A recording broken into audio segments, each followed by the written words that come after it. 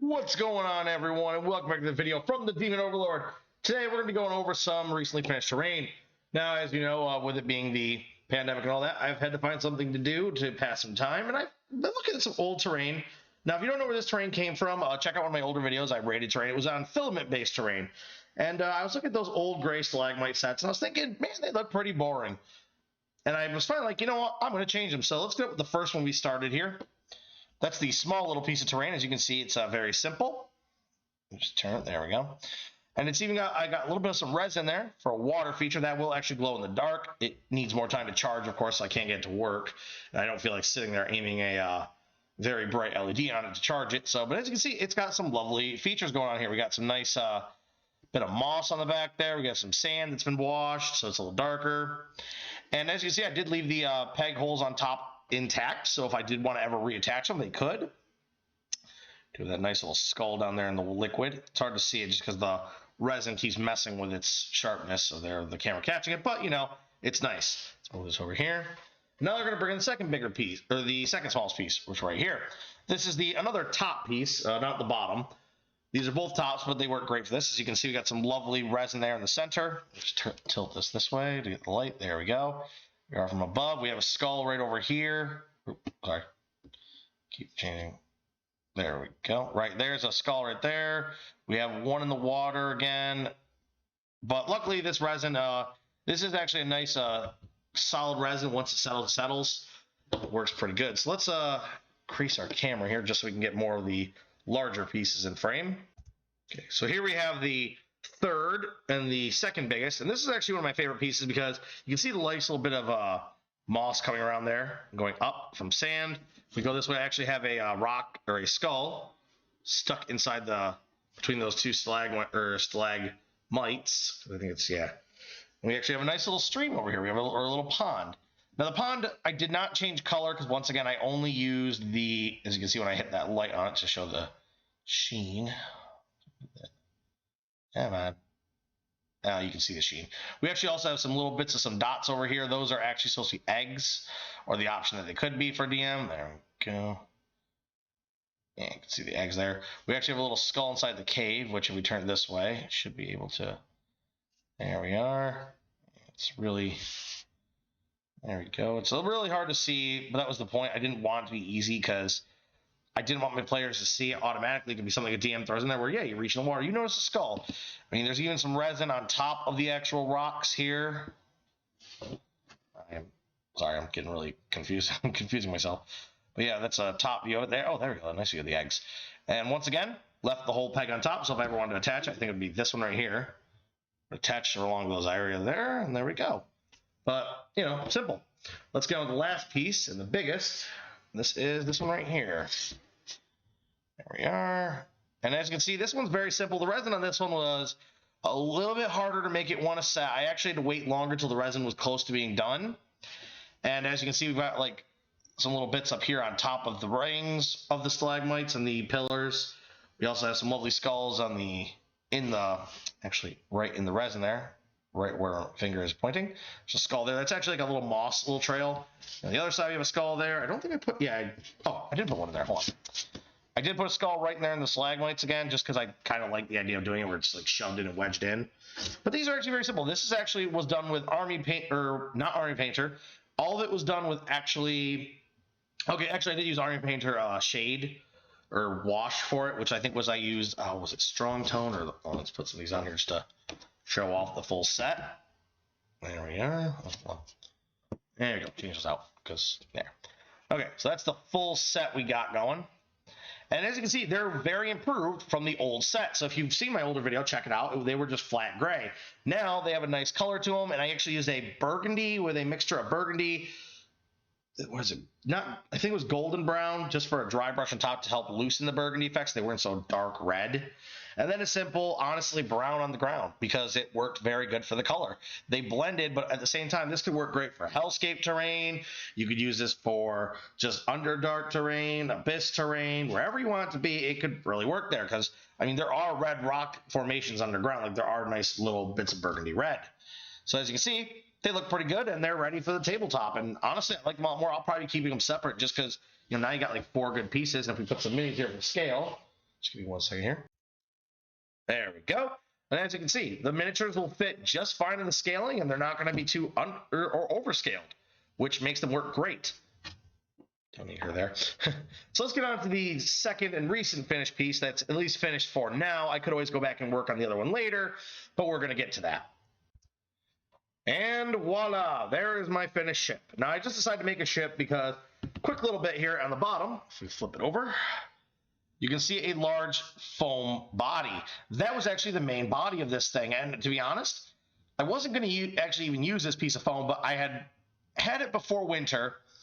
And I looked over and it was still there after all the winter, all the rains, all the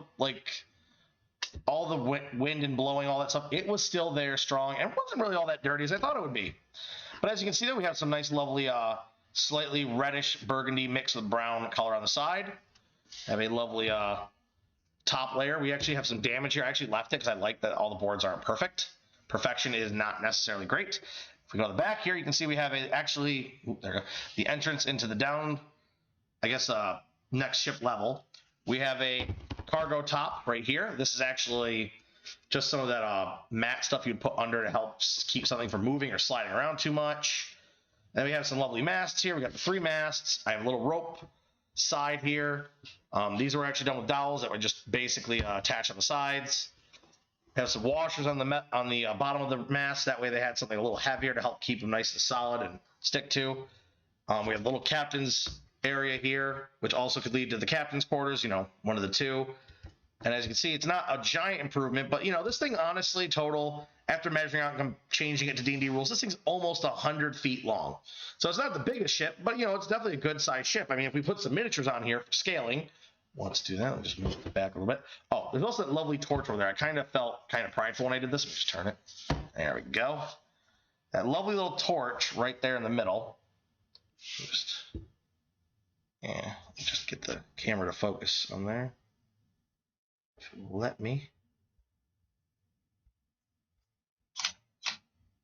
Sorry about that. Was just making it focus in. And as you can see, just a little simple torch. And I actually made that torch out of hot glue. That was not like a pre-made torch I put on later.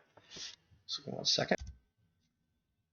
So once again, here's the ship. We're going to do a quick show of how big it would be for miniature scaling. So let's put some minis on here. Once again, we're going to use the same as we used for that. There's the little Kenku Bard Dancer. There's a little barmaid. Why not? Because I figured, why the heck not? She's serving some drinks. Got our Lupin, our eye patch Lupin here. We have a nice big old Vice Knight. And as you can see, they fit pretty nice.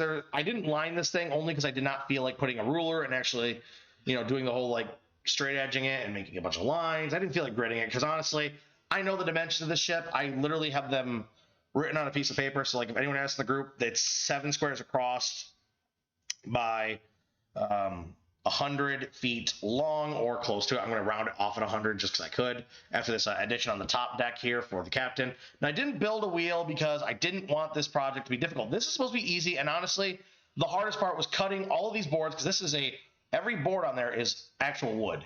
I used toothpicks, and they were like bamboo popsicle sticks, and honestly, as you can see, it looks pretty good. I mean, after some washes and stuff like that, we got the boards to darken just right. Got that lovely sort of red burgundy. We got the nice little twine. Or no, wait. Yeah, we'll say rope. Whatever. We have the rope edges, or the rope side rails here. We have them on the captain's side here. They're not as tall on the captain's because I need this to be easy for people to reach over. And now that you've raised it up, I think our table we're going to be actually playing on a raised mat, so I didn't want to be too high. I figured you could reach over this, but this one would be easier to reach around and mess with their miniatures and not accidentally grab the ship and hook it like this and pull it, causing people's miniatures to fall over or anything set up. We could also have an attack on here. We'll actually use my kaiju that I have, my giant whale man. If you haven't seen the video where I made him, go ahead. This is an overview. The reason I'm doing an upper above view is because this is just to show what you would see from an above angle and standing and looking down at the table. And you know what? Honestly, it looks great. I think it'd be cool. You can actually have a gargantuan miniature on the board as long as his parts don't go too long. As you can see, he won't fit straight on. But, we do have the awesome carrying quarters, which, technically a gargantuan's a little bit bigger than, but you could say you drop him down there and catch him inside the boat, and then you just finish him off. But, You could easily have this be a pirate ship or a cargo ship or a transport ship, and there's like tons of room for me to put like any 3D printed cannons or like, I don't know, ballistas of any sort, or even mortars, and I could have them be on this thing, and that'd be cool. The fire here was actually supposed to be like a little mage flame, like some mage could actually, you know, have this for a source of flame, and they could use that for their fire magic as an extra source. You know, but anyway, this thing's really nice. I mean, for the simplicity of I made this, it literally, if I took all the hours I put into it, like direct, constant work hours, I would say without drying times, this thing maybe took, let me see, probably 12 hours. And that's with minimal effort. I didn't use any real serious effort. Everything I either used power tools for the parts, like where I chopped these two dowels. This is actually an old foam brush that was dead anyway, so I just took the top off, and it was ironically the right size. And I left this open on top for two reasons. One, this can also be not just a sailing ship. This could also be a spelljammer or a floating ship from Eberron. This could be just a larger version. I mean, there's nothing saying that the flying ships of Eberron have to be a specific size. I mean, I've seen like different records of like older ones, that some that are really big and some that are more small. And I don't know, man, I have no clue what class of boat this is anymore. I looked them up one time and I don't remember. So sorry if you guys want to know what class of boat this would be. I mean, but you know, it's going to work great. It's a nice scenery piece. I didn't line it also because in most battles, you can get across the thing in one go, being 7 inches across at the biggest part here. That's 5 squares. So, or that's 35 feet, but you know, any character can cover almost that in a single turn. It's just mostly they start up in the front and they have to get to the back. That might take 1 to 2 or 3 turns, because, you know, if you're in initiative. But the great thing is, due to the open sides, it's easy to have like, you know, it's easy to say like, oh, my character's looking over the edge. I see the giant whale beast coming right up for us. Like, it's coming for us. Oh no, what do we do? Then I can easily just reach up, set it in this way. There's no at all top parts in the way. There's no mast or anything. I have to gingerly go around and easily knock him off or hit the ship and knock minis over. So, like I said, that's the main reason I decided to go this route. And I think it looks pretty good. So, in total, this was a fun little project that I did, because I never made a boat before, and I figured I'd take a shot. And I'm pretty impressed with my first ever attempt.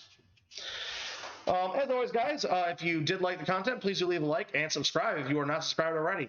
Keeps you notified for any videos I do in the future, whether on miniatures, Nerf, or anything that I happen to enjoy, such as video game streaming. Yeah, that's all I got for you today, though, guys. Do stay tuned for more in the future. Have a great one, guys, and stay safe out there. Bye-bye.